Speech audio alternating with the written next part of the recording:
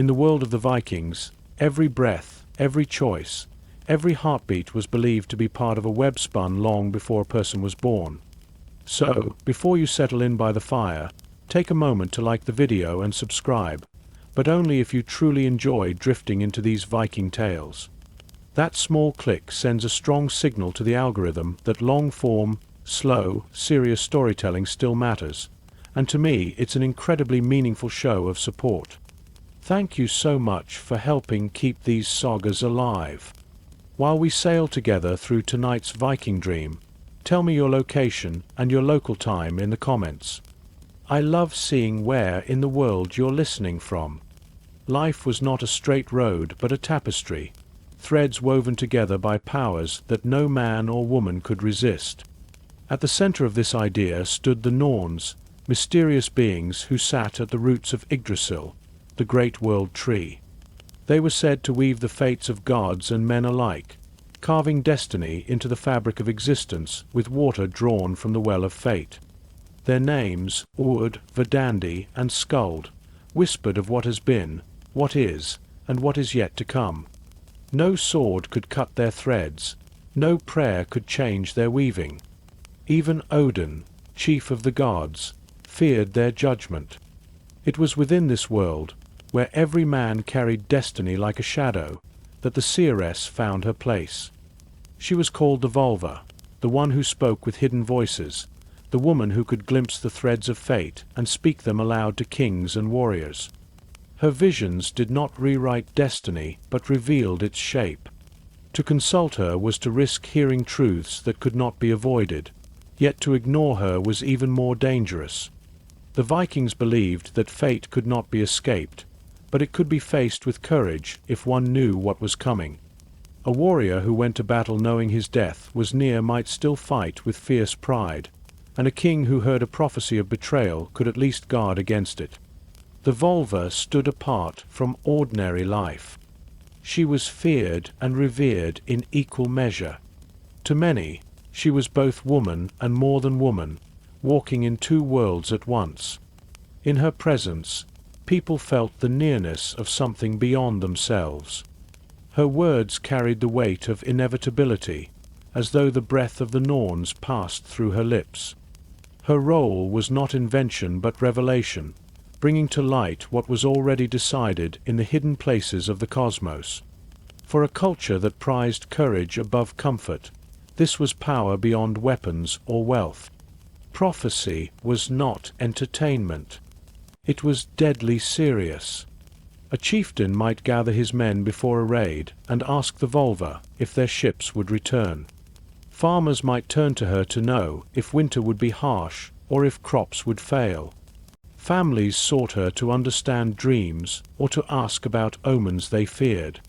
And when she spoke, her words shaped decisions. A prophecy could turn a raid aside, delay a journey, or spark a war. Men with swords in their hands bowed to her judgment because they believed her voice carried the echo of eternity. The Norse world was steeped in signs and symbols.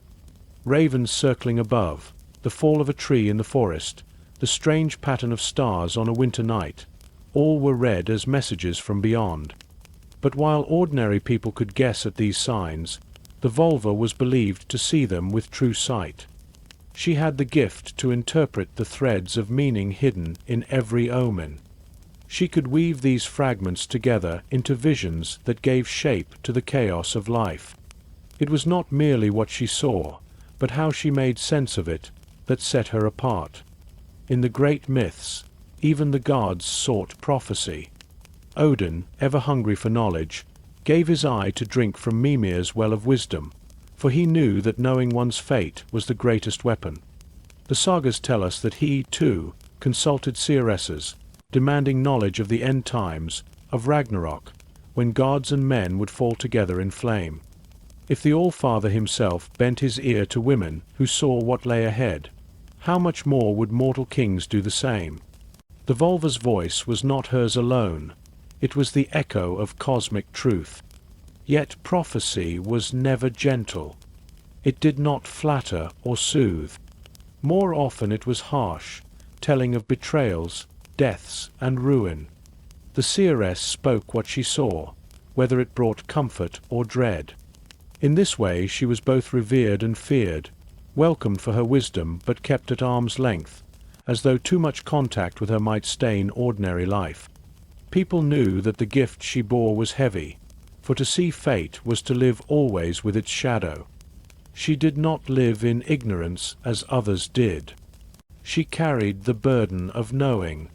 To enter the world of fate and prophecy is to step into a place where fear and faith are one. The Vikings did not ask whether prophecy was real. They accepted it as woven into life itself. The question was how to respond, whether to meet it with despair, with courage, or with defiance that mocked the inevitable. This tension between doom and dignity defined much of their culture. It shaped how they fought, how they ruled, and how they remembered. The vulva was the living voice of this tension, a reminder that fate could not be escaped but could be faced with honor. Imagine a hall deep in winter, firelight flickering on carved beams, the air heavy with smoke and silence. Warriors sit in a circle, their eyes fixed not on their lord but on an old woman seated high, her staff in her hand, her gaze turned inward to realms they cannot see. She begins to speak, her voice low but carrying like wind over ice. Her words are strange, heavy, unshakable. Some men pale at what they hear, others clench their fists, resolved to fight all the harder. In that moment, the future becomes real, no longer a distant fog, but a shape they can feel pressing close. This was the world of fate, and in it, the seeress was both guide and messenger, a bridge between what is and what must be. The figure of the vulva stood at the edge of the Viking world, part of the community yet apart from it, a presence both human and more than human. She was not born into power as kings were, nor did she seize it by force of arms like great warriors. Her authority came from something deeper, stranger, and older, the ability to look beyond the veil that hid the future and to speak truths that no ordinary voice could shape. She was both feared and sought after, welcomed with gifts and honor yet treated with caution, as though her very presence carried a charge too heavy for ordinary life. To know her was to know that the world was more than wood and stone, more than blood and iron, that unseen forces walked beside the living and whispered of what was to come. The vulva was marked by difference. Her dress was often described in the sagas as unusual, her cloak dark and heavy, her staff tall and carved with symbols that no one else dared to claim. She traveled with companions, sometimes younger women who sang the spirit songs that helped her slip into the realm of vision. Her tools were strange to others: charms, bones, pouches of herbs, and the staff that symbolized her role as one who guided souls and sight alike. Archaeologists have uncovered graves of women buried with such staffs, their bodies adorned with beads, amulets, and exotic items from far-off lands, suggesting that they were honored and remembered long after their final breath. These burials speak more loudly than any saga, telling us that the vulva was more than a curiosity. She was a figure of immense weight in her society. Unlike warriors or rulers, the vulva's power could not be challenged in open contest. No duel could silence her. No raid could rob her of her gift. Her strength came from what people believed of her, and that belief was unshakable. She walked in the spaces between, neither wholly of this world nor entirely apart from it, and for that reason she was both revered and dangerous. To offend her risked curses that might follow a man to his grave, yet to honor her could bring guidance that might save an entire people. Kings who would scorn rivals and priests who would mock other faiths bowed their heads when a vulva raised her staff. Her voice carried weight not because she demanded it, but because it was believed to carry the echo of the divine. The sagas describe how she would be seated on a high platform during rituals, elevated above others, her face calm, her body still, while the women around her sang the deep, rhythmic chants that opened the path to vision. As the song rose and fell, she entered a trance, and when she spoke, her words came as if from far away, heavy with inevitability. Men listened not as to a mortal, but as to a force of nature, as though thunder itself had spoken in human language. The vulva was not a common figure. She did not live in every village, nor was she easily replaced. To encounter her was rare, and when she came, she was treated with awe. In Eric the Red saga, the seeress Orbjug is described arriving with 9 companions, welcomed into the hall with great ceremony, given a seat of honor, and fed a special meal prepared only for her. This account shows us that the vulva was seen as a guest of almost sacred importance. Her needs met not from duty but from reverence. Her very presence was a ritual. She was also dangerous in ways subtle and profound. To hear her was to risk despair, for her words might strip away illusions and reveal a future no one wished to face. Some feared her not only for her gift, but for the suspicion that she might bring doom herself, that her visions were not merely glimpses of fate, but spells that could shape it. In this way, the vulva stood close to the line between prophecy and sorcery, a line that was often blurred in Norse minds. Was she speaking what already was, or was she creating it by the power of her words? The answer was never clear, and so awe was always tangled with unease. Yet she endured, and her role remained, because the Norse world could not do without her. In times of uncertainty, when crops failed or storms raged or enemies gathered, people craved answers. They needed to believe that someone could pierce the darkness and tell them what awaited. The vulva offered not comfort but clarity, and clarity, even when painful, was a form of power. Her visions gave shape to fear, and in giving it shape, made it bearable. Better to know than to stumble blind, better to hear the worst than to wonder endlessly. In her, the Vikings saw not only a woman but a figure who touched the eternal. She was a reminder that fate was not a story written only for warriors or kings. It was written for everyone, and it could be glimpsed in moments when the veil between worlds grew thin. The vulva was the hand that lifted that veil, the voice that carried the echo of the unseen, the presence that reminded all who listened that life was bound to threads stronger than any man's will. To picture her is to see a solitary figure wrapped in heavy cloth, her staff planted in the earth like a root drawing power from below, her eyes unfocused yet filled with something vast. Around her the hall is silent, save for the low chant of her companions, the flicker of firelight throwing shadows that seem to move with the rhythm of her breath. When she speaks, even kings fall silent, for in her words lies not only the future but the weight of a truth no sword can cut. She was the vulva, the woman who walked beyond the veil, and her presence made the invisible world known. When the time came for a seeress to perform her work, the ordinary world gave way to something altogether stranger. The air itself seemed to thicken, and people who watched felt as though they were standing on the edge of a hidden realm.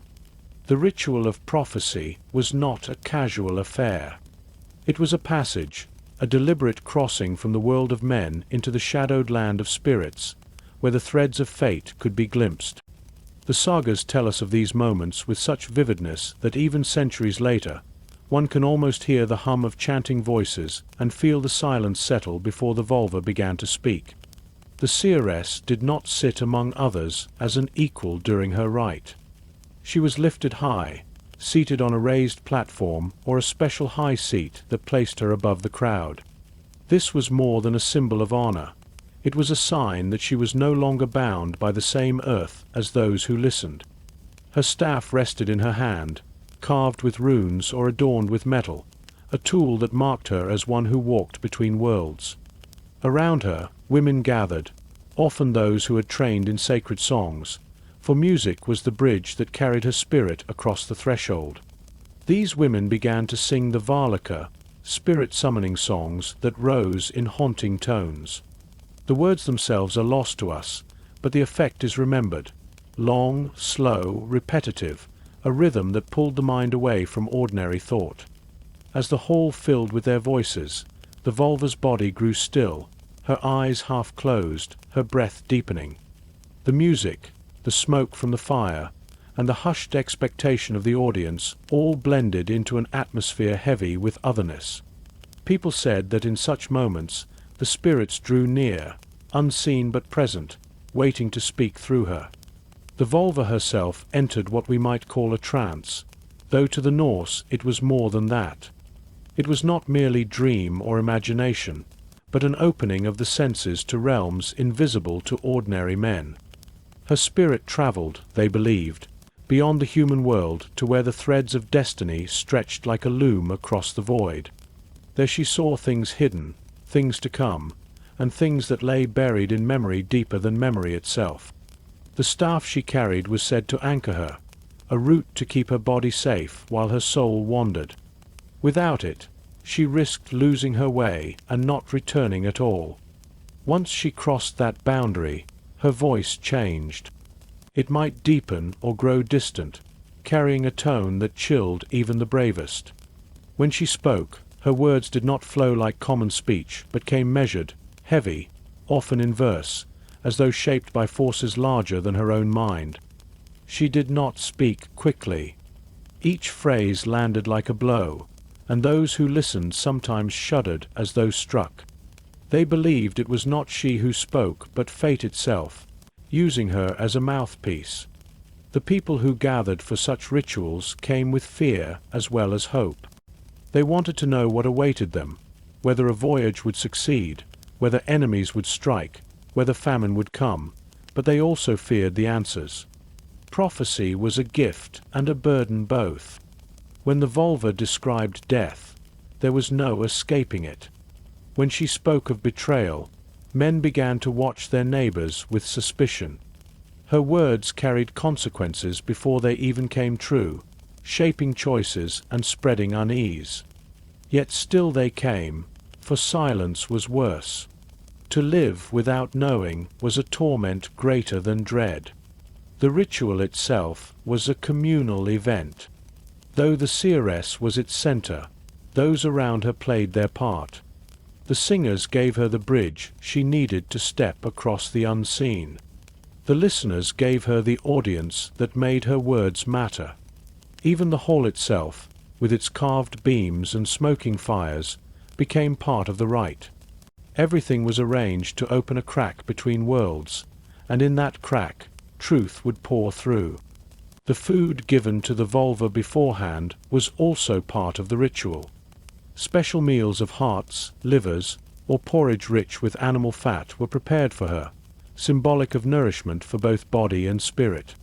It was not mere courtesy, but a way of honoring the weight of what she was about to do. She needed strength, not only to travel in spirit, but to return and carry the burden of her visions.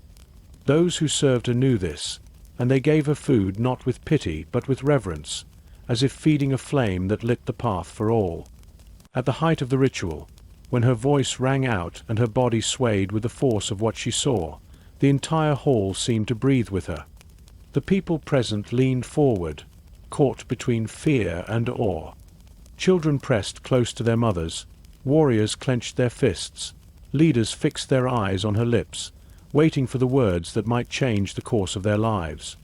The power of the ritual lay not only in what was said, but in how it bound the community together, all listening to a single voice that spoke with the weight of the unseen.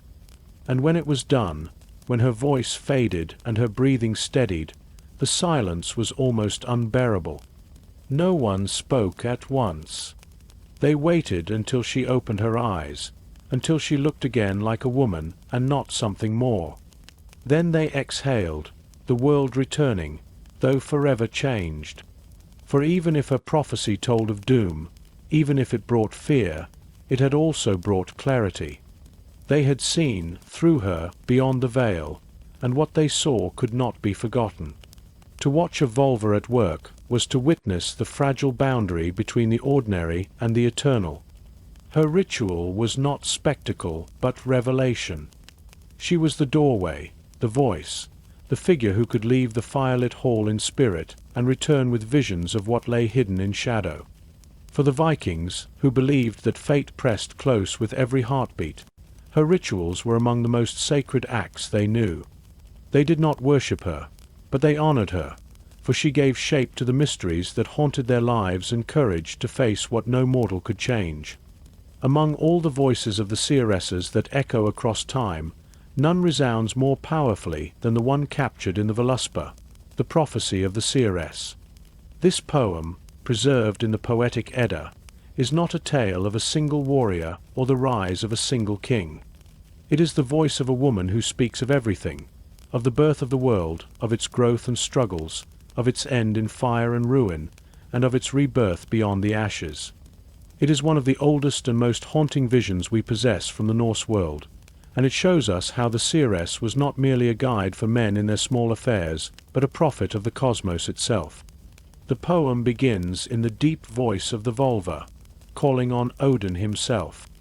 She does not tremble before the High One, the father of battle. Instead, she speaks to him as an equal, even as one who knows more than he. This alone shows the weight of her role. If a seeress could speak to Odin with authority, what man could stand above her? She recalls the creation of the world, when giants shaped the earth, when the gods raised the sun and moon, when order came to the chaos of raw existence. She tells of the great ash tree Yggdrasil, whose roots touch every realm and whose branches spread across the heavens. Her voice carries the memory of all things, and in her telling the audience feels the sweep of time itself. Yet she does not stop at the beginning. Her prophecy moves forward, and the tone darkens. She speaks of the first war, the struggle between gods themselves, when oath and kinship were broken. She tells of dwarves and monsters, of betrayals and blood debts. Her words grow heavier as she names the fates of gods, the binding of Loki, the doom of Balder, the endless chains that would one day break. She describes the long winters, the spreading wars, the corruption of men who forget honor and abandon kinship. In her vision, everything moves toward Ragnarök, the fate of the gods, the great destruction when fire and frost will meet and all creation will be undone. It is not a gentle tale. Her voice spares no one. The gods themselves, mighty though they are, cannot escape the woven threads of destiny. Thor will meet the serpent, and both will fall. Odin will face the wolf, and he will be swallowed. The sun will darken, the stars will vanish, the earth itself will sink beneath the sea.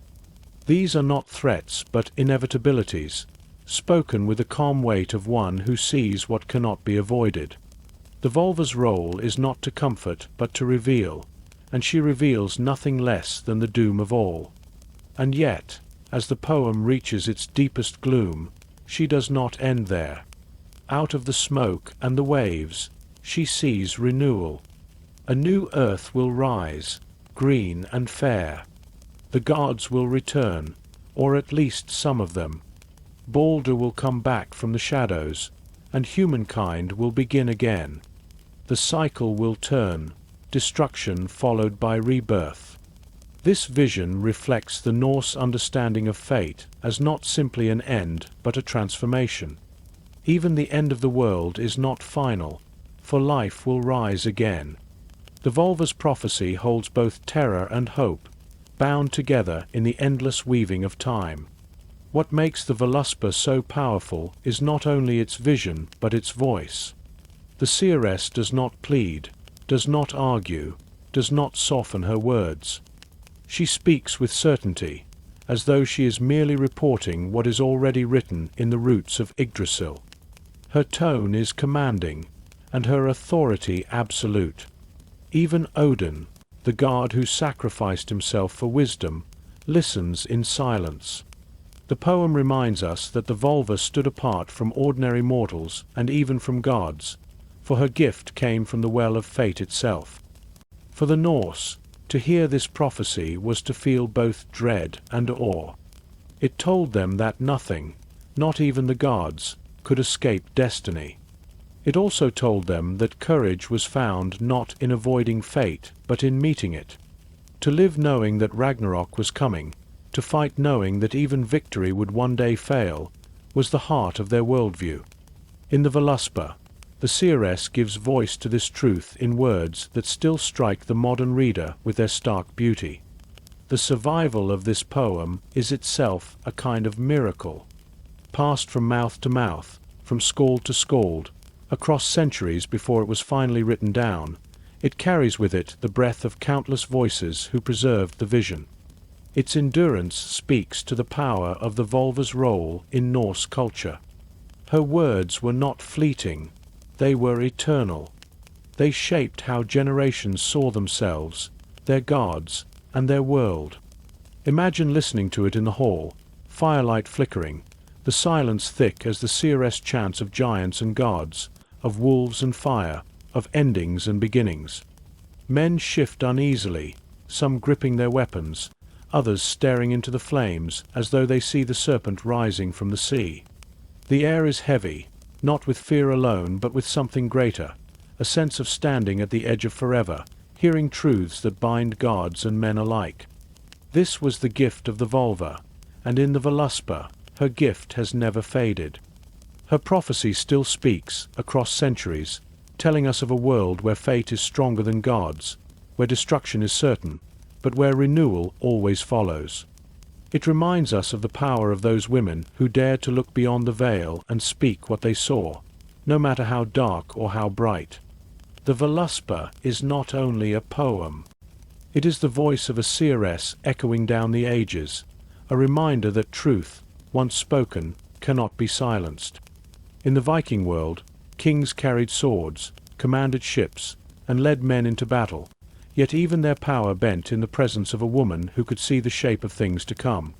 The Volva was not a ruler in the ordinary sense, but her words shaped the choices of rulers, turning armies aside, delaying voyages, or urging them forward into wars they might otherwise have feared. Kings were judged by their wisdom as much as their courage, and true wisdom was shown not only in winning battles, but in listening to voices that others could not hear. Among those voices, none carried more weight than that of the seeress. When a Volva entered the hall of a king, she was treated as a guest of rare importance. Rich food was prepared for her, and she was seated in a place of honor. Warriors who would never bow to an enemy lowered their heads in her presence, for they knew that her staff carried a different kind of authority, one no blade could challenge. Kings welcomed her not because they were weak, but because they understood that even the mightiest needed guidance when standing on the edge of fate. The seeress gave them something no army could, a glimpse of what lay ahead. Stories from the sagas show us how deeply rulers depended on these women. In one account, a chieftain prepared for a voyage but hesitated, unsure if the sea would carry him safely. He called for a Volva, and when she entered the hall, all fell silent. She listened to the chants of her companions, slipped into vision, and spoke of storms waiting beyond the horizon. Her words saved lives, for the voyage was delayed until calmer weather came. In another tale, a king sought to know the fate of his sons, fearing betrayal among them. The seeress told him of strife and death, and though he could not prevent it, he at least faced it with open eyes. Her prophecy shaped not only his choices, but the memory of his reign. The influence of these women extended beyond practical matters. They could elevate or diminish a ruler's standing in the eyes of his people. When a seeress prophesied glory, men rallied more fiercely, believing victory was already written. When she warned of doom, warriors fought harder still, determined to carve their names into memory before the darkness closed in. Her words carried into the hearts of the men, stirring them in ways no speech from a king could. In this way, the Volva guided not only the rulers, but the very spirit of those who followed them. What is striking is how kings and jarls, men accustomed to command, often submitted themselves to the seeress without question. They did not argue, for prophecy was not a debate. It was truth spoken aloud. To defy it was folly, and to ignore it was to invite disaster. Yet kings also knew how to use prophecy to their advantage. A ruler might summon a seeress before his people and have her speak of triumph, turning her vision into a rallying cry. Whether or not he believed it fully, He understood that the belief of his men was itself a weapon. The volva, then, was not only a guide but a force woven into the politics of power. In the sagas, some rulers are remembered for their closeness to such women. A king who respected the volva was seen as wise, while one who dismissed her might be remembered as reckless. This was not superstition alone. It was a recognition of the cultural truth that fate could not be escaped, only faced. The volva gave shape to that fate, making it known, and a king who used that knowledge wisely was praised.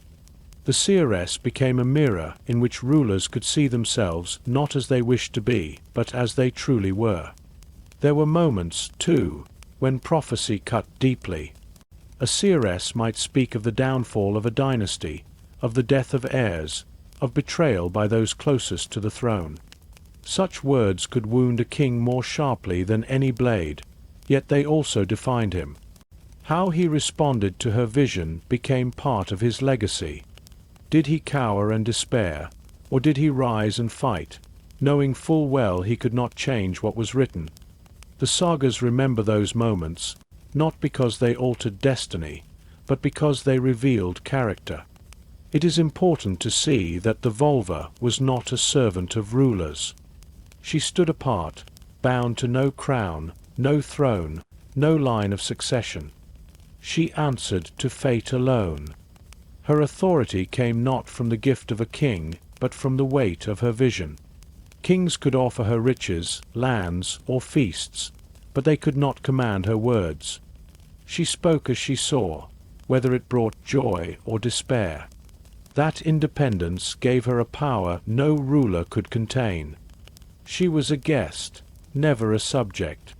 To picture her influence is to imagine a hall thick with smoke, the murmur of men waiting for a decision, a king sitting restless upon his high seat. Then the volva rises, her staff gleaming in the firelight, her voice cutting through the hush. She speaks of storms, of blood, of victories and betrayals. Men shift uneasily, their king's face grows tight, and decisions are made in the silence that follows. The course of ships, the raising of armies, the fate of kingdoms, all turn on the words of a single woman who has seen what others cannot. This was how Viking women guided kings, not with armies or crowns, but with visions that bent the will of rulers and reshaped the paths of nations. Their power was quiet yet unshakable, drawn not from mortal authority, but from the unyielding weight of fate itself. They were the voices kings could not ignore, and through them, the course of the Viking age itself was steered. The sagas, those great winding stories carried first in the mouths of skalds and later written down in the cold script of monks, hold within them a gallery of seeresses whose voices still echo across time. They appear not as background figures but as striking presences, women who enter the story like storms, speak truths that shatter illusions, and then vanish again, leaving characters and readers alike unsettled. These women are not gentle dreamers but powerful visionaries who bring both fear and clarity, and their words often mark turning points in the tales. When they appear, the atmosphere shifts, and the audience knows that the next lines will reveal something no man wishes to hear but none can deny. One of the most vivid accounts comes from Eric the Red saga, where a volva named Orbjug Little Volva, the Little Seeress, is described in detail. She arrives at a settlement during a time of famine, her presence eagerly awaited by people desperate to know if relief is coming. The saga lingers on her clothing, her staff, her cloak trimmed with cat skins, her ornaments of glass beads and animal bones, the strange foreign charm of her appearance. She is given a seat of honor, fed a special meal, and surrounded by women who sing the spirit songs to guide her trance. When she finally speaks, her prophecy is hopeful. The famine will end, better days will return, and the people are comforted. But more than the content of her words, the story emphasizes the authority she carries. The entire community, men and women alike, look to her for answers, and her vision steadies them when fear might otherwise have broken their spirit. Not all prophecies in the sagas are so kind. In the saga of the Vikings, a woman named Ardia speaks of the downfall awaiting warriors who seek glory at sea. She names their fates one by one, telling who will die and how. Her voice cuts through their pride, leaving them shaken. Yet they sail anyway, knowing the truth yet choosing to meet it with courage. This pattern, of the seeress naming doom, and men stepping forward into it regardless, is one of the most powerful threads running through the literature. It shows how deeply fate was accepted, how men valued courage in the face of prophecy above any hope of escape. Sometimes the sagas record prophecies of betrayal. A seeress might tell a man that he will die not by the sword of an enemy, but at the hands of one he trusts. The sting of such words is sharper than the prophecy of death itself. In these tales, we see the unease her visions brought, for they not only warned of danger, but often revealed the shadows within families and friendships. To be told of a storm at sea was one thing, but to be told of treachery at the hands of kin was another. The sagas make clear that these words left deep marks, shaping how men treated each other, and sometimes bringing the very betrayals they feared. The presence of a seeress in the sagas is always charged with symbolism. She represents more than herself. She is the voice of inevitability, the reminder that human strength and pride mean nothing before the vast design of destiny. When she steps into the hall, her staff in hand, it is as if the Norns themselves have arrived. Her speech is often described as verse rather than plain words, another signal that she speaks with a voice not entirely her own. Those who hear her may rage, despair, or laugh in defiance, but they cannot ignore her. The sagas also preserve the fear that clung to these women. Some seeresses are treated with reverence, but others with unease. In certain tales, when their prophecies come true, people look back with awe. But if famine continues, if storms wreck ships, if kings fall despite their warnings, whispers spread that the seeress herself might have brought the misfortune. That duality, honor and suspicion, follows them throughout the stories. They are never ordinary, never safe. To call upon them is to invite truth, and truth is rarely gentle. There are also moments where prophecy and pride collide. A king might dismiss a seeress's words, mocking her visions, only to find them fulfilled in blood and ruin.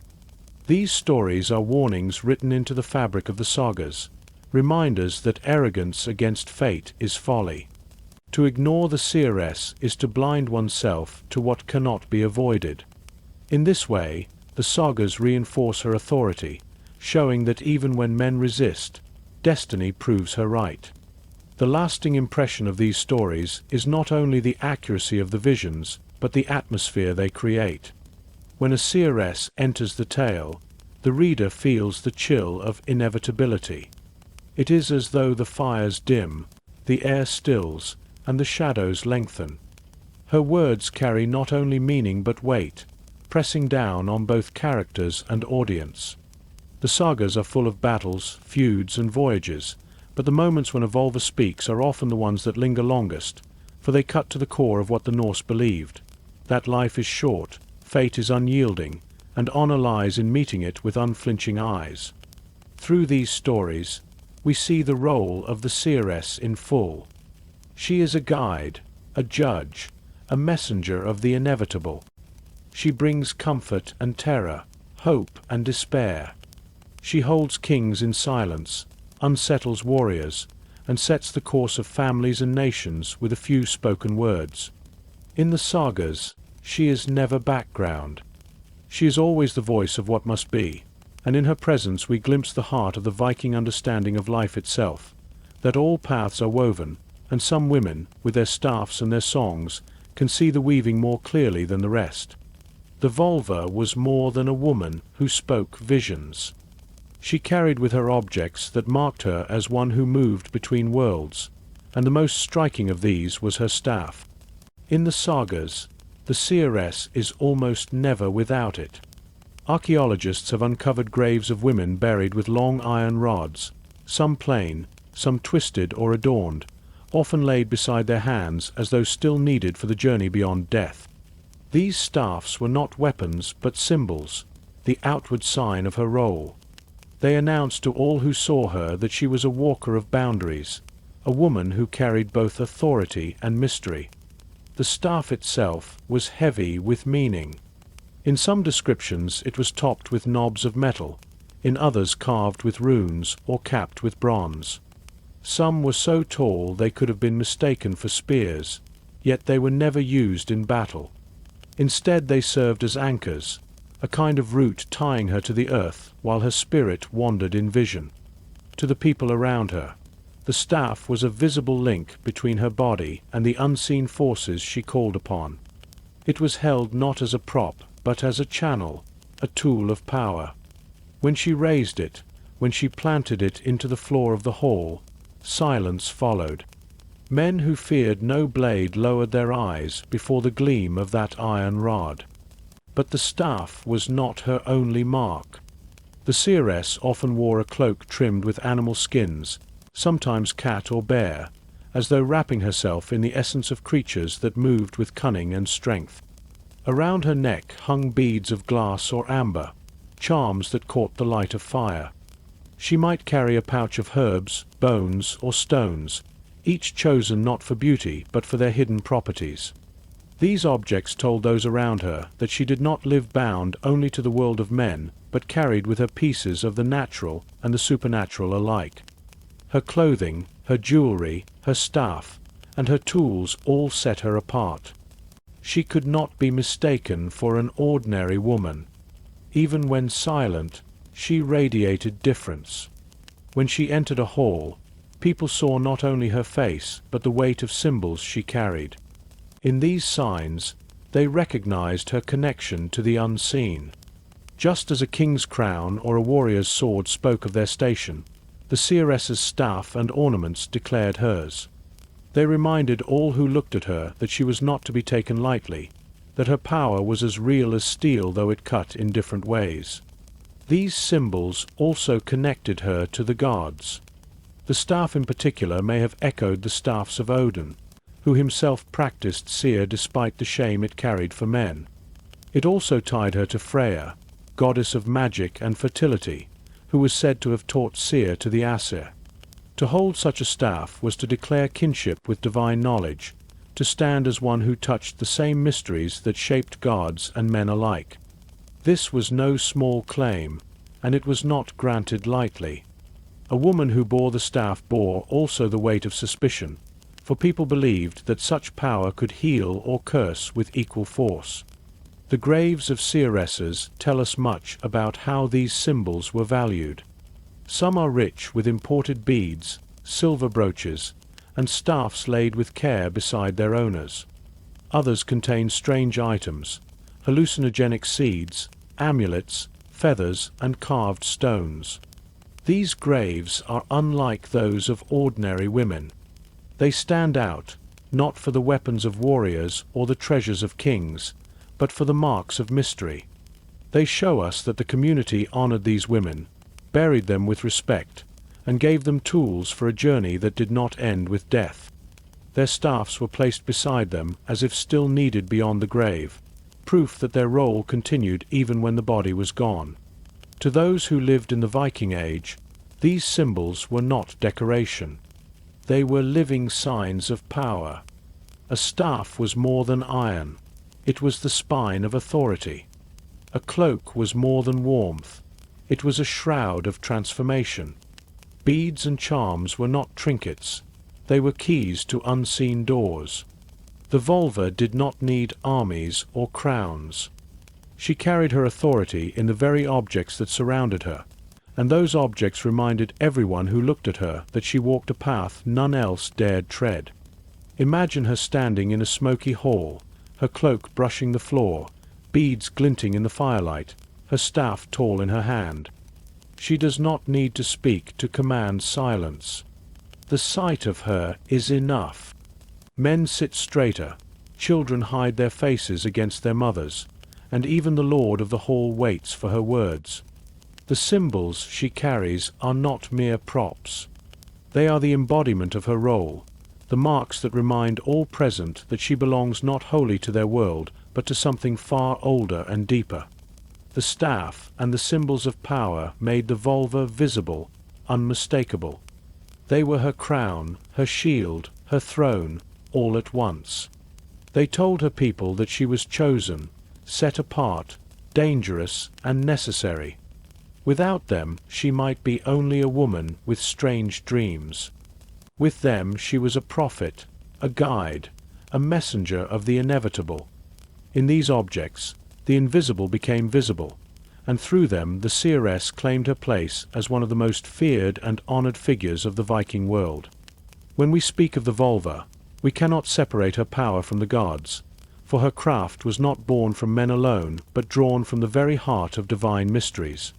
The magic she practiced, called seer, was older than kings, older than sagas, a thread woven into the world by deities themselves. At its root stood two divine figures who embodied its strange, dangerous, and alluring nature. Freya, the goddess of beauty and death, and Odin, the All-Father, the restless seeker of wisdom.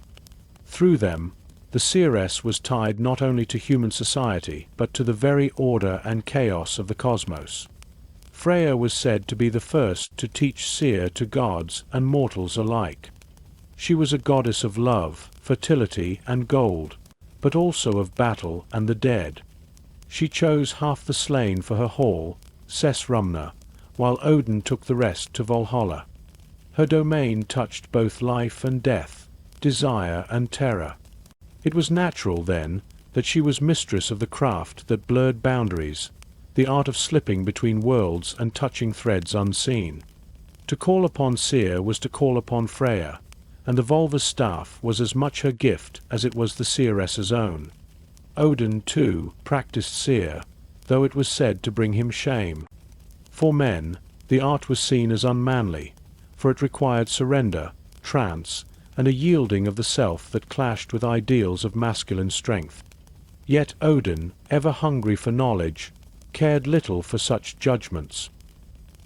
He sought wisdom wherever it could be found, drinking from Mimir's well, hanging from the tree to gain the runes, and mastering seer despite the whispers it brought. His mastery of prophecy, his ability to twist fate with cunning, his endless quest for glimpses of Ragnarök, all tied him to the same forces the volva herself channeled. He, too, walked the dangerous line between vision and sorcery. The presence of both Freya and Odin in the roots of seer explains much about its character. It was beautiful and terrible, alluring and feared, a path that promised power but carried risk. Those who practiced it stood apart, neither wholly trusted nor entirely rejected. The volva was respected because her gift came from divine hands. But she was also regarded with unease, because the same craft could unmake as easily as it revealed. In her, people saw the echoes of Freya's dangerous charm and Odin's relentless hunger, and they knew that to stand close was to stand near fire. Seer was not merely the telling of fate. It was the weaving of it. Some accounts describe how the volva, drawing on her divine inheritance, could shape storms, call forth visions, or send harm to enemies through spells. This was why she was both sought and feared. If her gift was only to see, she might have been harmless, a figure to admire and set apart. But the sagas and the poems suggest that her words sometimes made what they described come true. This blurred the line between prophecy and creation. Was she revealing the pattern, or was she pulling the thread herself? In that uncertainty lay her power, and it is the same uncertainty that marks Odin, who sees doom yet still strives to twist it, and Freya, whose beauty and magic bind men in ways they do not understand. The connection to the gods also explains why kings and warriors listened so closely to these women. To hear the volva was to hear voices that touched divinity. Her staff, her chants, her visions were not just personal gifts but sacred inheritances, rooted in the deeds of the gods. In a world where the divine was never far from daily life, where the flight of ravens or the crash of thunder might be read as a message from Odin, The words of the seeress carried weight beyond human authority. She was a conduit, and through her, God spoke. The myths also tell us of the cost of such knowledge. Odin paid dearly for wisdom, losing his eye at Mimir's well, hanging 9 nights upon Yggdrasil to learn the runes, forever sacrificing pieces of himself for glimpses of what others could not see. The Volva carried a similar burden. Her life was marked by separation, by the weight of visions that others could not bear. To see the threads of fate was not joy but burden, and though people honored her, she often lived on the edge of community, set apart by the gift she carried. This mirrored Odin's own loneliness, the isolation of one who knows too much. To understand the Volva, then, is to see her not only as a mortal woman but as one standing in the shadow of gods. She bore the craft of Freya, who wove beauty and death together, and the hunger of Odin, who would sacrifice anything for knowledge. In her, men saw both the allure of love and the terror of doom, both the charm that draws and the power that destroys. Her staff was a human tool, but her gift was divine. Picture her in the hall, the chants rising, the staff planted firm, her body still as stone. As her voice begins, it is not only her speaking but echoes of Freya's song and Odin's whispers. Her words carry the weight of gods who themselves feared the Norns, and in that weight, kings bow their heads. She is mortal, yet more than mortal, her power not borrowed from men but drawn from the wellspring of the divine. In her presence, the world feels thinner, as though the distance between the human and the god is measured only in the length of her staff. The Volva was no mere woman with strange dreams. She was a vessel of powers that touched both beauty and terror, inheritance of Freya's charm and Odin's hunger. Through her, the people of the north felt the touch of gods, and through her, the hidden threads of the world were revealed. Her craft was divine gift and human burden, and in her presence, mortals saw reflected the restless, dangerous, and unyielding nature of the gods themselves. The Volva carried with her a kind of weight that never sat comfortably in the hearts of those around her. People longed for her guidance, yet they trembled when she arrived. They gave her the seat of honor, filled her plate with the richest food, sang the spirit songs that would carry her into vision, but even as they honored her, they kept a cautious distance. She was not a figure of simple trust. She was both revered and feared, both welcomed and whispered about. In this tension lies the truth of how the Norse saw her, a woman who was necessary, but never safe.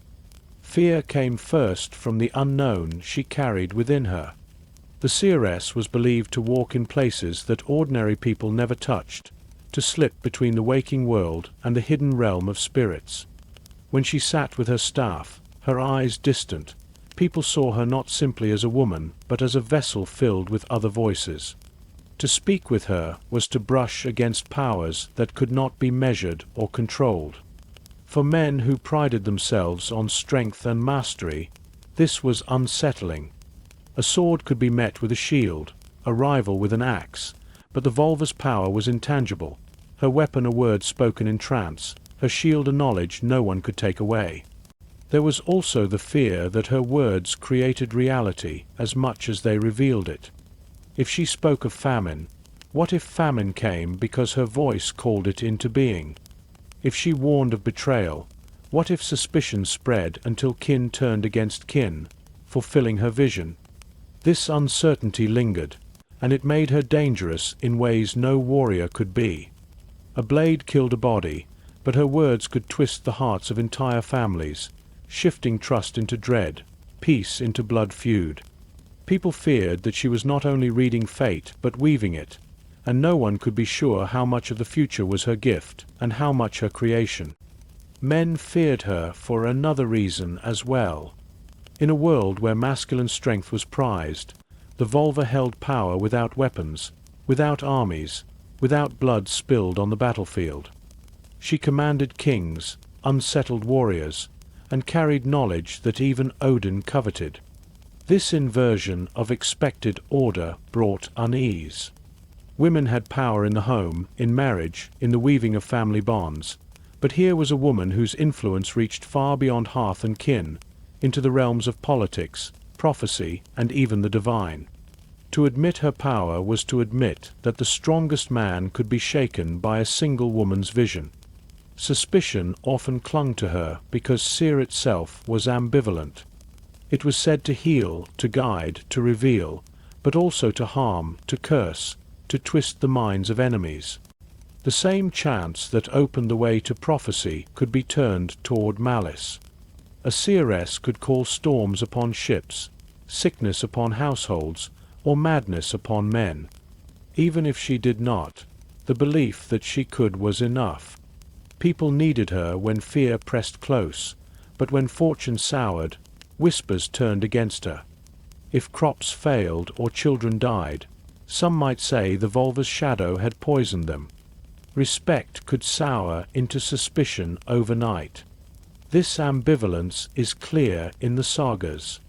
Seeresses are honored with gifts, yet often described in unsettling terms, cloaked in cat skins, draped with beads that shimmer like strange eyes, speaking in voices that seem not their own. Their presence is never neutral. They bring weight, mystery, unease. Even when they bring good news, they remind those who hear them that unseen powers press close, that no one is ever fully free of fate. Gratitude often mixed with fear, for people knew that if she could tell them of victory, she could also foretell ruin. Fear also sprang from the suspicion that her gift came at a cost. To walk in the realm of spirits was to draw close to death. Some believed that seeresses consorted with the dead, that their visions were fed by whispers from those beyond the grave. This gave them knowledge, but also tainted them. Death was both sacred and feared, and a woman who lingered too close to it could never be entirely clean. She was respected, yes, but she was also marked, carrying with her a scent of the grave. Yet even as fear shadowed her, communities returned to her again and again. The ambivalence was never resolved because it could not be. The vulva was needed. When famine loomed, when kings wavered, when storms threatened, people turned to her. Their fear did not outweigh their desperation. They honored her not because they loved her, but because they could not live without her. That paradox gave her strength. She was a woman who could never be fully embraced, but she could never be dismissed either. Imagine the hall when she entered. People bowed their heads, offered food, spoke carefully. Children stared wide-eyed until pulled away by mothers.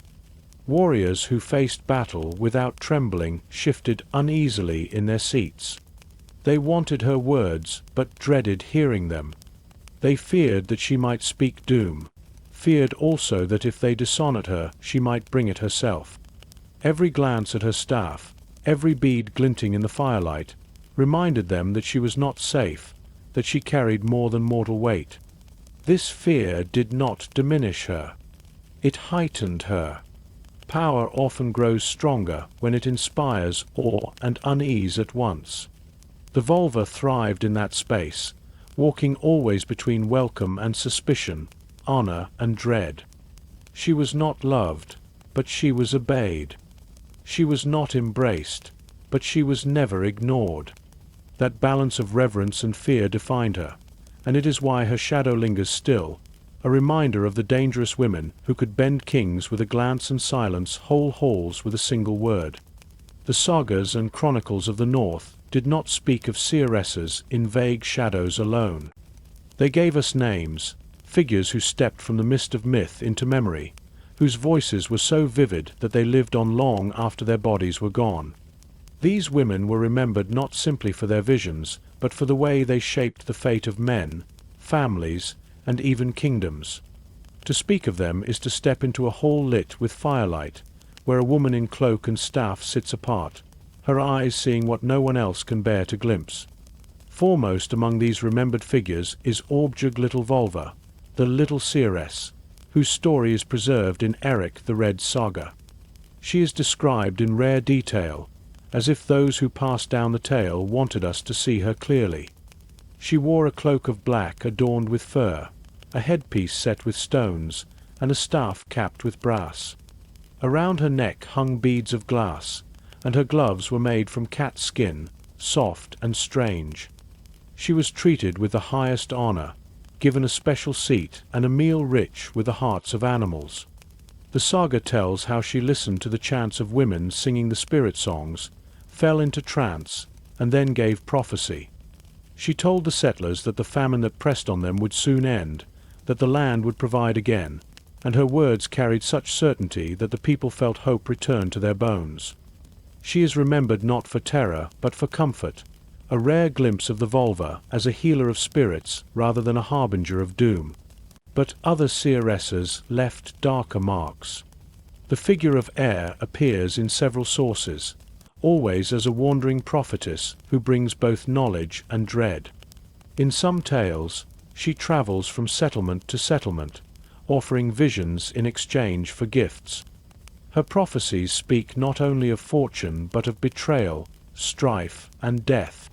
Some scholars believe she represents the memory of real women who walked the northern lands, carrying staffs and visions, feared yet invited, outsiders whose lives were woven into the fabric of communities even as they remained apart.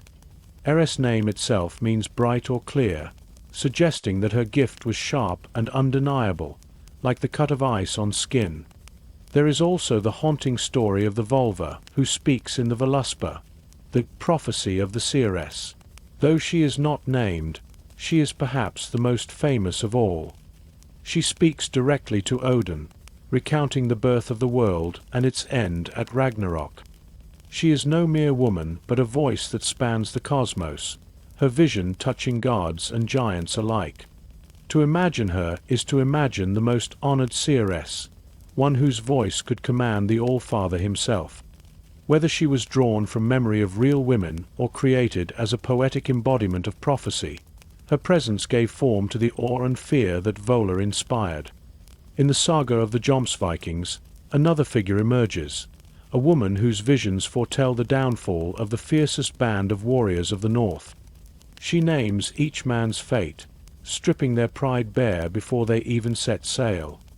Though they go forward, their courage sharpened by doom, the accuracy of her words lingers like a shadow over every clash. She is remembered not by name but by deed, her prophecy echoing long after swords have rusted.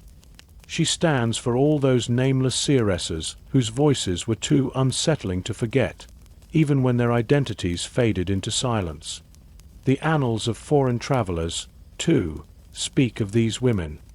Arab writers who encountered the Norse along river routes into the east described prophetesses who traveled with them, women who seemed to hold sway not only over rituals but also over the hearts of warriors. They noted the way these women could call upon spirits, how they stood apart, adorned with beads and staffs, treated with reverence that bordered on fear. These accounts show us that the memory of the seeress was not confined to Norse tradition alone, but was seen even by outsiders, her presence impossible to ignore.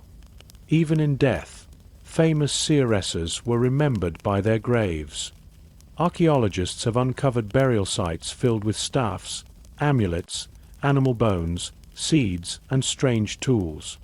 Some graves are so rich that it is clear these women held authority rivaling chieftains. One burial in Denmark contained a staff of iron longer than the body itself, a cloak with gold threads, and a pouch filled with hallucinogenic seeds.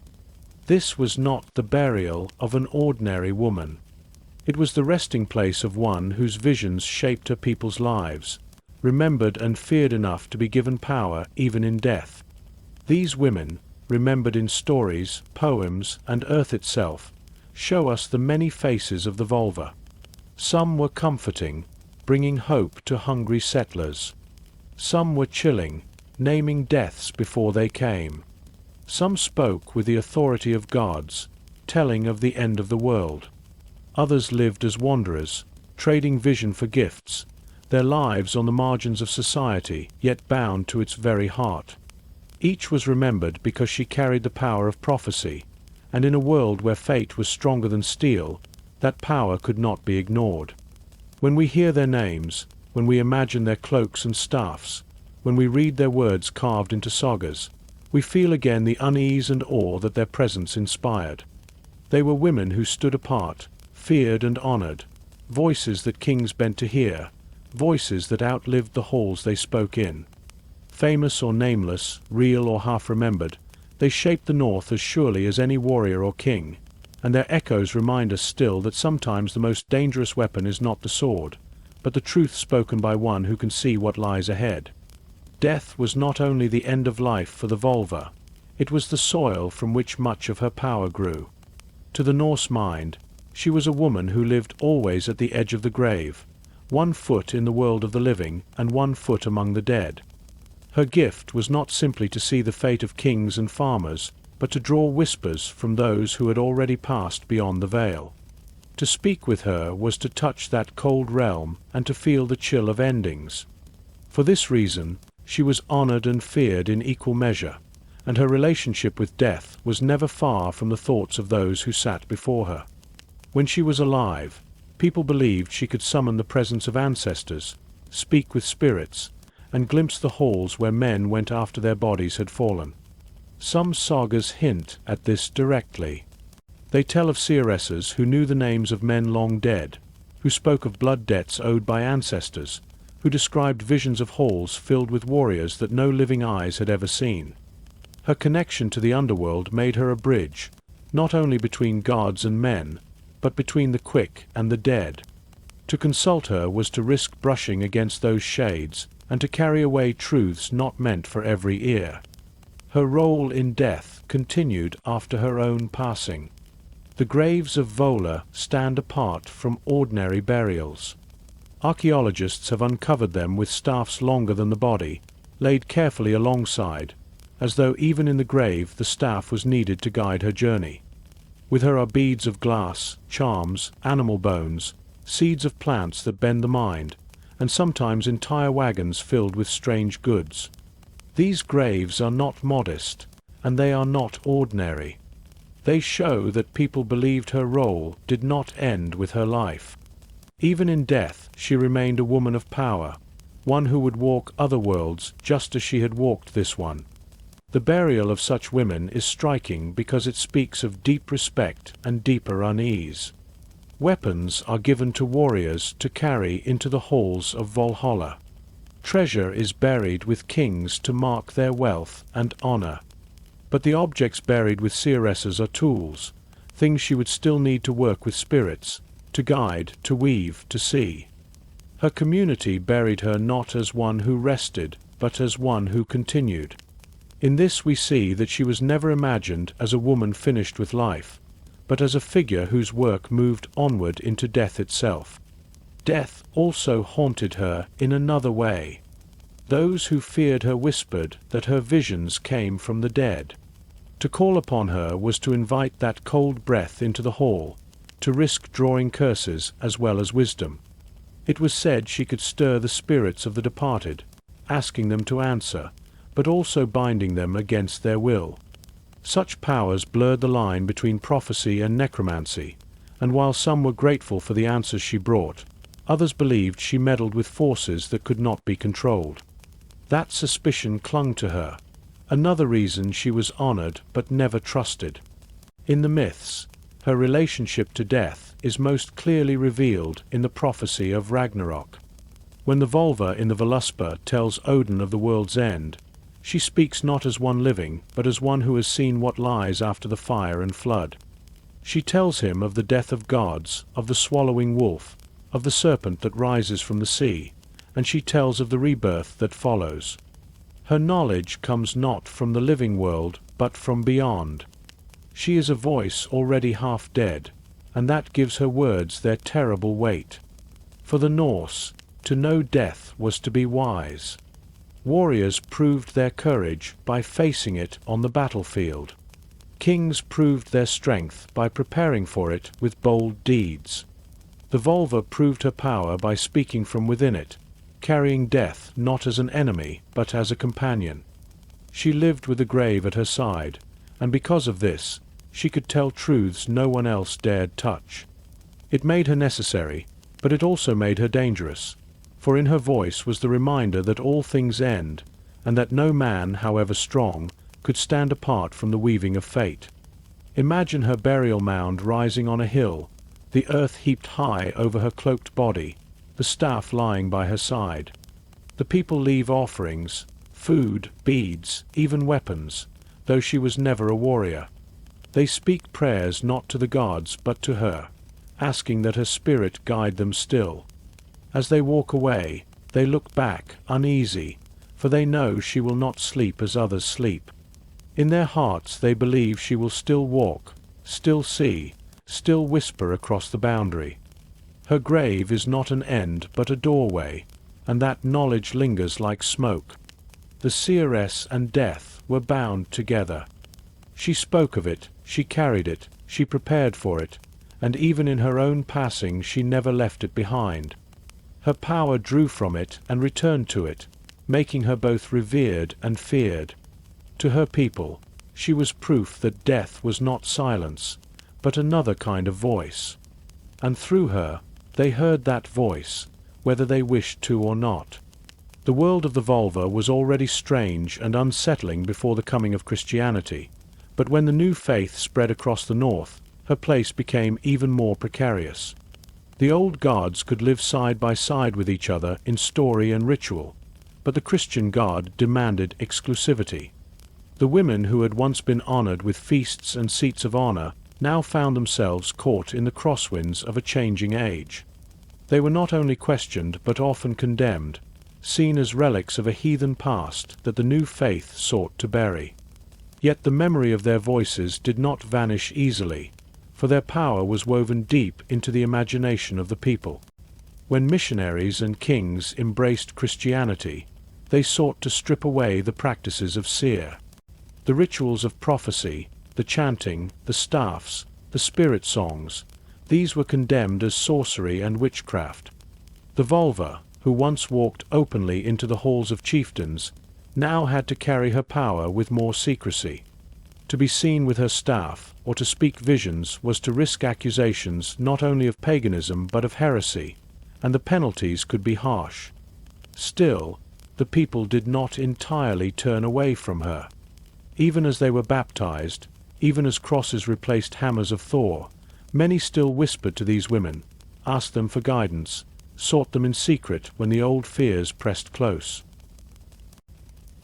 The Church taught that prophecy belonged to God alone. True visions, they said, came from saints and holy men, not from wandering women with cloaks of fur and staffs of iron. Any other visions were the work of the devil, deceitful and dangerous. The vulva, then, was cast into the role of a witch, no longer honored but hunted.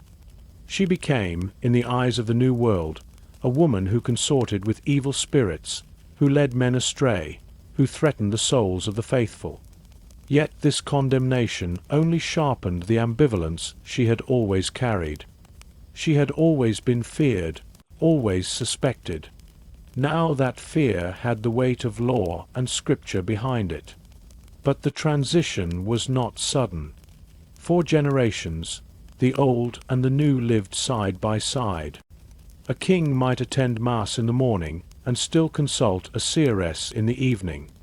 A farmer might wear a cross around his neck, yet keep an amulet hidden in his pouch, a charm whispered over by a woman who still remembered the old chants.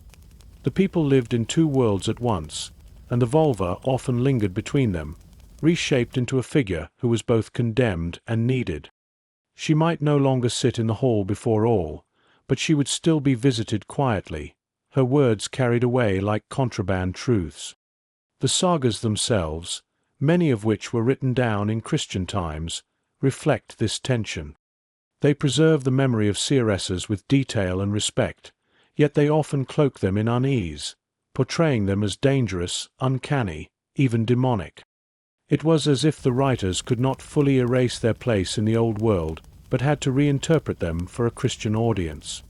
A vulva in a saga might speak true words, but she would also be shown as a figure of darkness, her power tainted by forces beyond God's grace.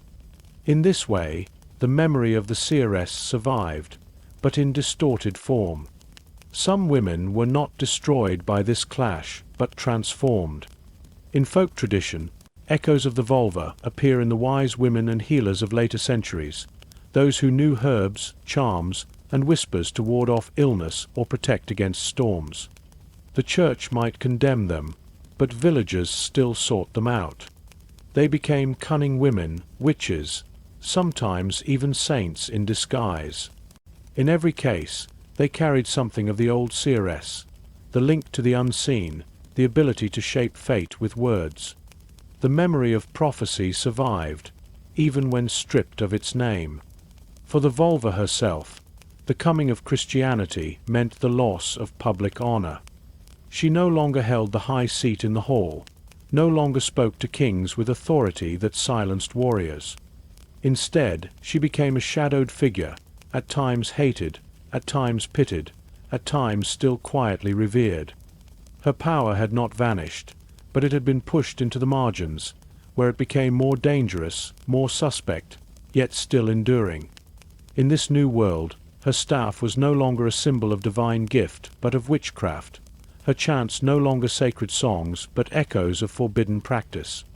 Yet if we listen closely, we can still hear her voice in the sagas and in the folklore that followed.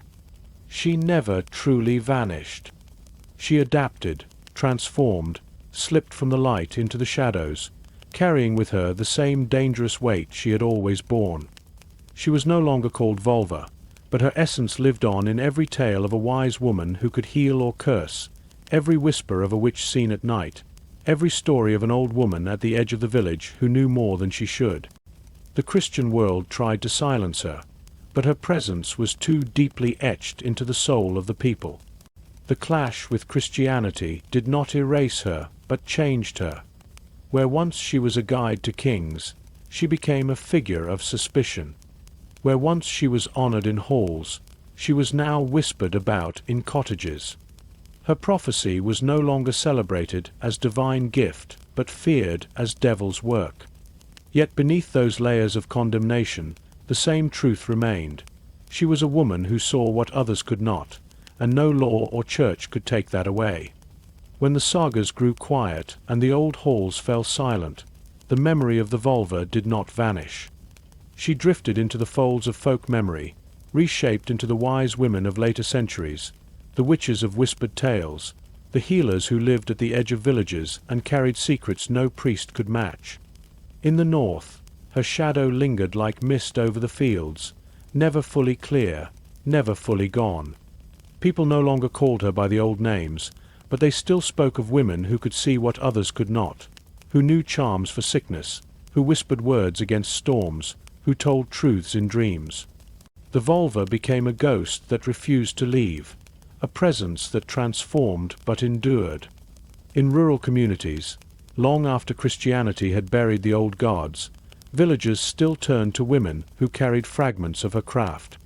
They called them cunning folk, spokona, healers, sometimes even midwives who knew the herbs that eased pain and the words that guarded a newborn's first breath. These women were not honored with staffs of iron or high seats in chieftains' halls, but they were sought out quietly, especially when fear pressed close. If crops failed, if cattle sickened, if a child wasted away, it was often not the priest but the wise woman who was summoned. Her remedies might include herbs, but also murmured phrases, old chants, half-remembered songs that carried the rhythm of the Valaka sung to aid the vulva's trance centuries before. The people might not even know the roots of the words they heard, but they felt their weight. At the same time, fear followed them just as it had their foremothers. The ambivalence never left. These women were needed, but also distrusted. They might heal, but they could also be accused of cursing. They might protect, but they could be blamed if misfortune struck. In this way, the tension that had clung to the vulva, honor mixed with suspicion, passed into the legacy of witches and wise women in later centuries. In times of crisis, communities leaned on them. In times of fear, they were cast out or condemned. The folklore of Scandinavia is filled with tales of such figures. Old women who could change the weather with a word, who could send nightmares to enemies, who could walk in dreams. Some appear as helpers, guiding heroes with warnings or gifts. Others appear as threats, dangerous figures to be avoided or appeased. In both forms, they echo the volva, a woman set apart, bound to forces beyond ordinary life, feared as much as she was sought. The memory of the seeress had shifted, but it was still alive, wearing new names and faces, carrying old power disguised in new stories. Even Christian tradition could not erase her completely. In some regions, the line blurred between saint and seeress. Women who dreamed visions of the Virgin, who foresaw plagues or disasters, were sometimes honored as holy, even while others with nearly identical gifts were branded as witches. The legacy of the volva threaded through both paths, sometimes cloaked in light, sometimes shadowed in fear. The echoes of her prophecy continued, now in new forms, but always reminding people that there were those who could see deeper than others, those who lived close to the border between the seen and unseen. The physical traces of her also fed the folk imagination. The staffs found in graves, the beads, the charms, these were unearthed by later generations and could not be ignored. Even if people no longer remembered their exact use, they understood instinctively that they were tools of power. A staff pulled from the earth might become the center of a new legend, said to belong to a witch or a giantess, a relic of some woman who had known too much. Objects carried meaning long after the people who buried them were gone, and each discovery added fuel to the stories whispered by firesides. Her presence can also be seen in the way northern folklore treats fate. The idea that destiny can be glimpsed but not escaped, that the threads of life are woven beyond human control, is a theme that never left the culture. The volva had once spoken of those threads, showing people what lay ahead. Later, folk tales carried the same truth, that dreams, omens, and visions matter, that there are always signs for those who know how to see. The memory of the seeress lived on not only in figures of women, but in the very way people understood their world. The legacy is felt even in the fear of witches during the persecutions of later centuries. When women were tried and burned in Europe, some of the charges, summoning storms, speaking with spirits, foretelling death, were the same powers once associated with the volva. What had once been honored became criminal. What had once been sacred became dangerous. Yet beneath the flames and the fear, the echo remained the same. Women who walked too close to hidden truths, women who could not be bound by ordinary rules. The shadow of the volva lived on in every accusation and in every whispered story of power. In the end, folk memory preserved her not as a single figure, but as a presence woven through many forms. She became the healer, the witch, the saint, the midwife, the wise woman, the cursed outcast, the revered elder. Each of these carried part of her essence, and together they kept her alive in the imagination of the people. The sagas remembered her as a figure who guided kings. The villagers remembered her as an old woman who knew herbs. The church remembered her as a witch to be feared. But in every version, she remained the same at the core, a woman who could see what others could not, who lived between worlds, who carried power that no one could strip away. Her legacy in folk memory shows us that she was never entirely lost. She simply changed shape, slipping into new clothes, new names, new stories. She became less visible but no less enduring, a whisper carried from hearth to hearth, from one century to the next. Even now, when we hear tales of witches in the north, of wise women in lonely cottages, of visions in dreams that guide the living, we are hearing her shadow still. The volva lives on, not in flesh, but in memory, in story, in the imagination of a people who could never forget the women who once guided kings and saw into the depths of fate itself. To look upon the volva is to see not only wisdom and guidance, but also the darker face of power. She was always a mirror in which her people glimpsed their fears as much as their hopes. Her visions revealed futures that could not be escaped, Her chants could bring comfort but also terror. Her presence could unite a hall yet leave unease in every heart. The dark mirror she carried was the reminder that knowledge is never innocent. To see too deeply is to carry truths that cut both ways. For the seeress, her gift was never soft light. It was a torch that illuminated shadows no one else dared face, and that light could scorch even as it guided. Power of this kind is always double-edged. A king could lean upon her words to decide battle, to judge whether to march or wait, but if her prophecy turned grim, his courage might falter. A family might seek her blessing for a marriage or a voyage, but if she spoke of betrayal or death, doubt would sink its claws into them. Her words did not simply describe the future, they reshaped the present. This was the dark mirror she held up before her people. Truth that unsettled, truth that could not be ignored, truth that sometimes broke the very bonds it was meant to strengthen. There was also danger in the way her power defied ordinary rules. In a society where men wielded swords and women tended homes, the seeress walked beyond boundaries.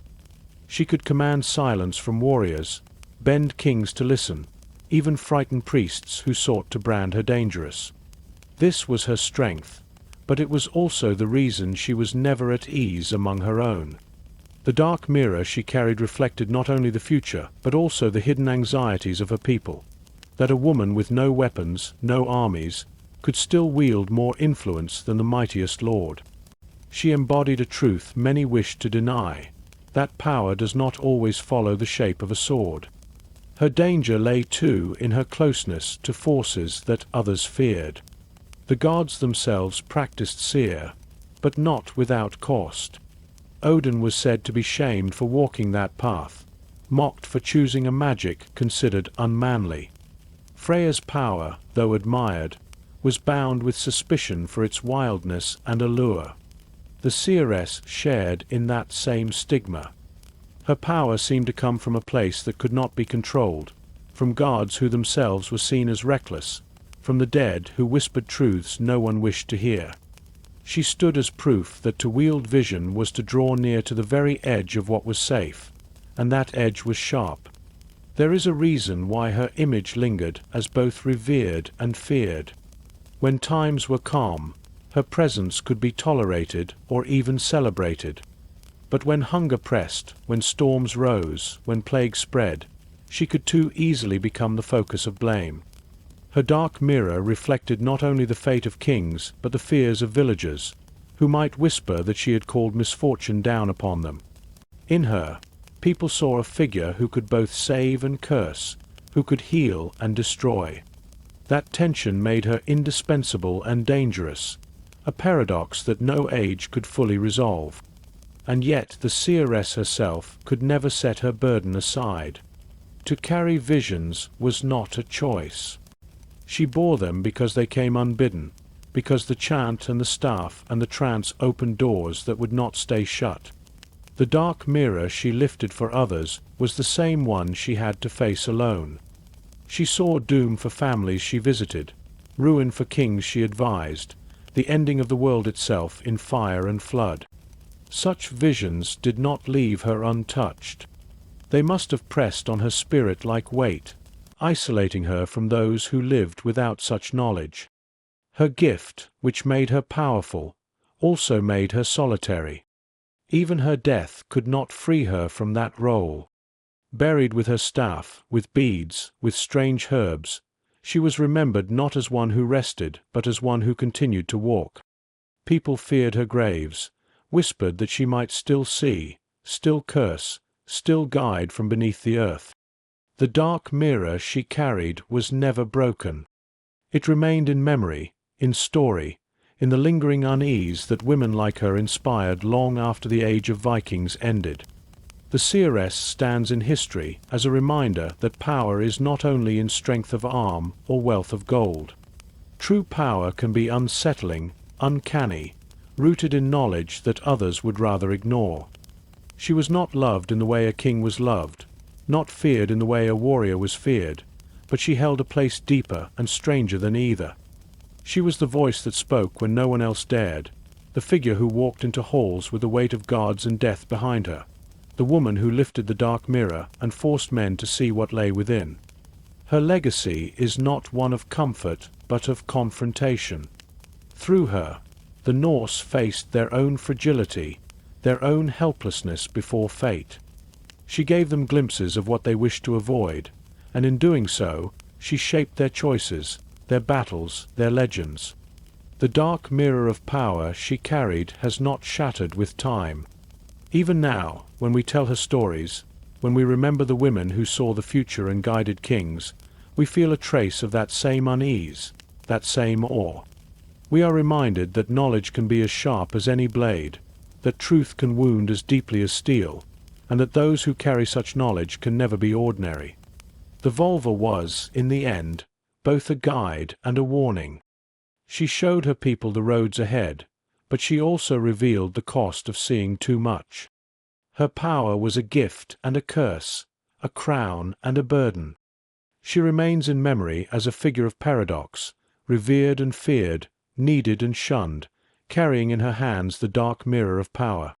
Through her, the Vikings learned that even the strongest cannot escape fate, and through her, we see still the price of truth that comes too close to the bone.